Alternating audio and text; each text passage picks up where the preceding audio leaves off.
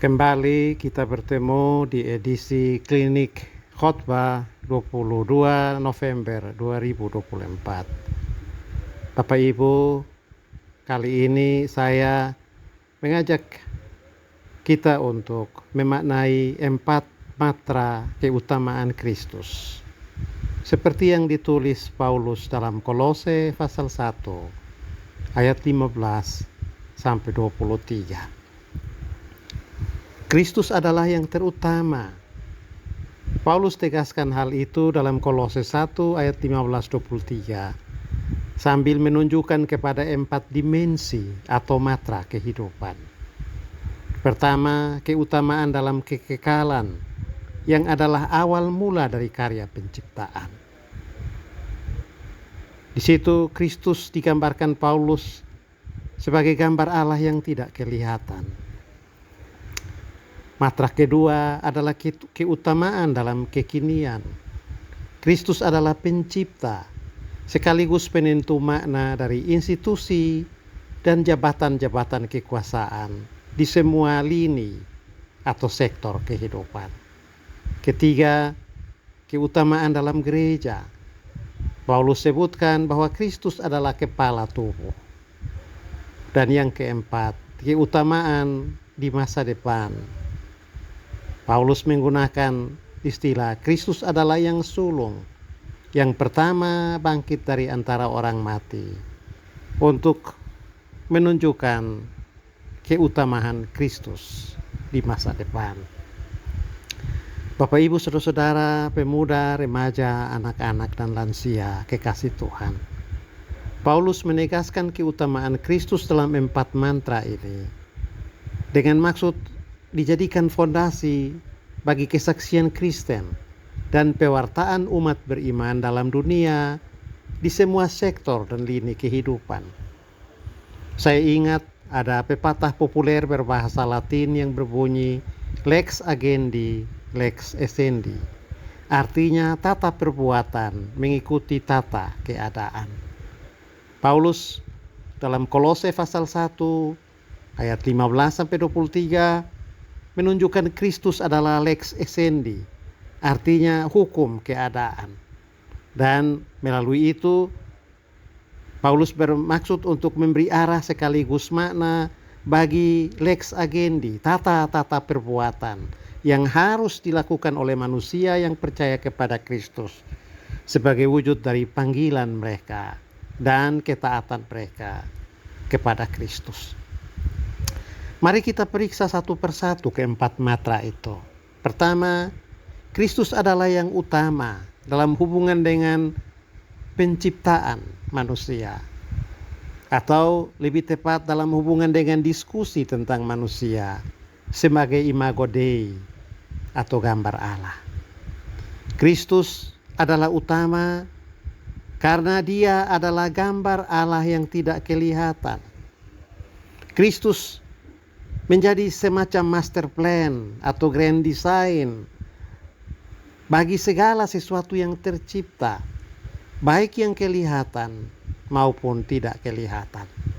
Artinya, saat Allah Bapa menciptakan batu atau membentuk bunga, Allah Bapa melihat kepada Kristus. Kristus adalah model, paradigma yang menjadi bingkai dasar saat Allah menjadikan pohon-pohon, burung raja wali, laki-laki perempuan, institusi-institusi kekuasaan, bahkan juga waktu malaikat-malaikat dibentuk.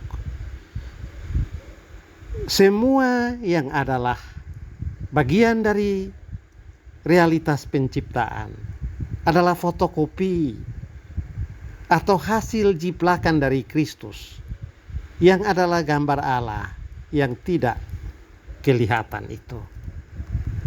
Kita semua karena itu memancarkan Kristus dalam wujud dan modus yang unik, berbeda-beda. Leonardo Boff, seorang tokoh terkemuka dari teologi pembebasan di Amerika Latin, mengatakan hal yang menarik tentang poin ini. Roh Allah tidur dalam batu, bermimpi dalam bunga, dan terjaga dalam manusia. Roh Allah mendiami seluruh kosmos. Karena itu alam dan seluruh ciptaan adalah kudus. Begitu Leonardo Boff. Nah, dengan kata-kata sendiri kita bisa tegaskan Kristus tergambar dalam sekuntum bunga yang sedang mekar. Kristus terdengar dalam kicauan seekor burung pipit menyambut terbitnya matahari pagi. Dan ini sejalan dengan pengajaran Yesus tentang kekhawatiran. Lihatlah bunga bakung di padang. Pandanglah burung-burung pipit di langit. Mereka tidak menuai, mereka juga tidak memintal, tetapi dipelihara oleh Tuhan. Nah, Bapak Ibu Saudara-saudara, dimensi yang pertama ini mempunyai arti yang sangat dalam bagi tugas menjaga kelestarian alam dan merawat kelangsungan hidup lingkungan biotik dan abiotik.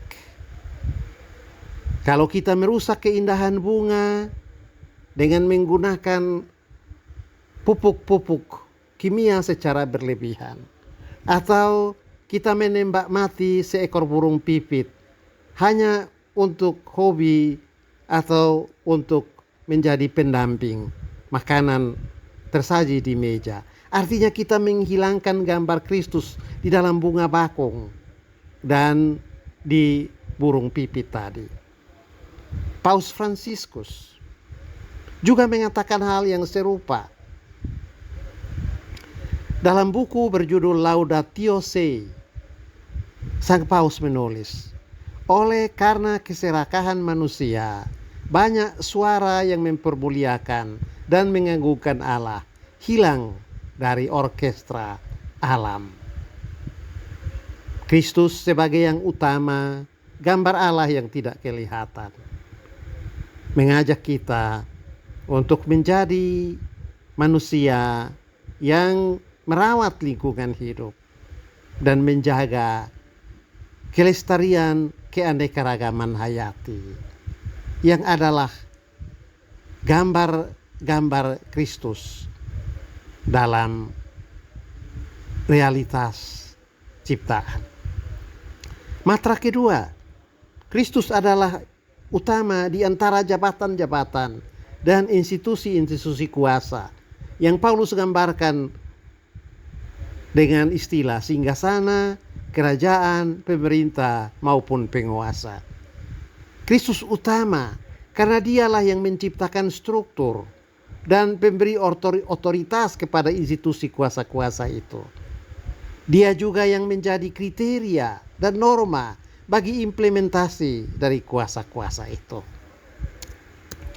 Dengan ini kita ingat pernyataan Yesus, barang siapa ingin menjadi terbesar di antara kamu, hendaklah ia menjadi yang terkecil.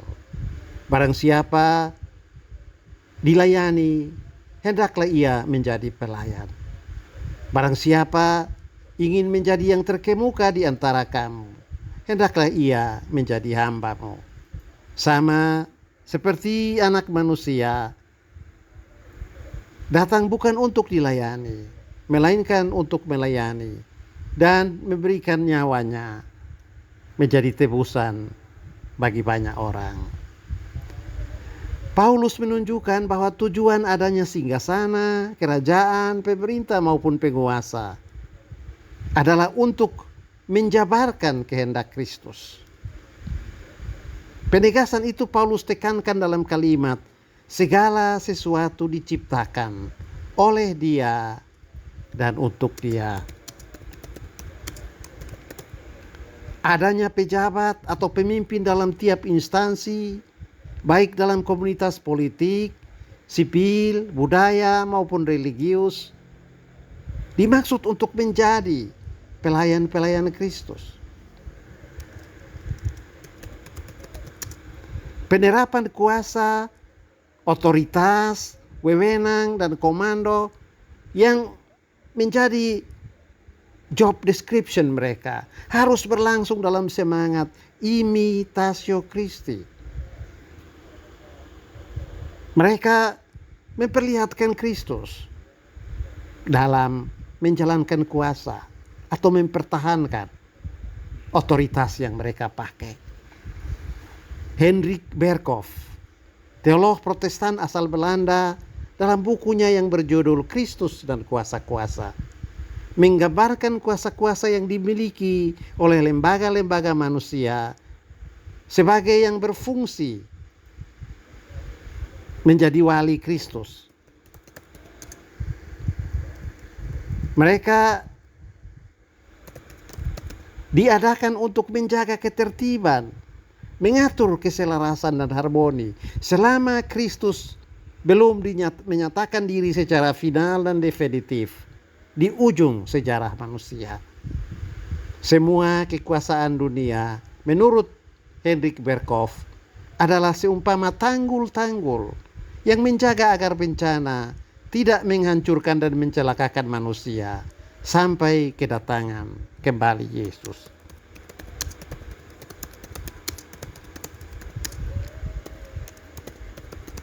Nah, kalau Kristus menjadi rujukan dalam pelaksanaan kuasa dan otoritas, maka pantanglah kuasa-kuasa itu dipakai untuk menindas, mengintimidasi, memeras, memperkaya diri, mengumpulkan popularitas pribadi atau kelompok.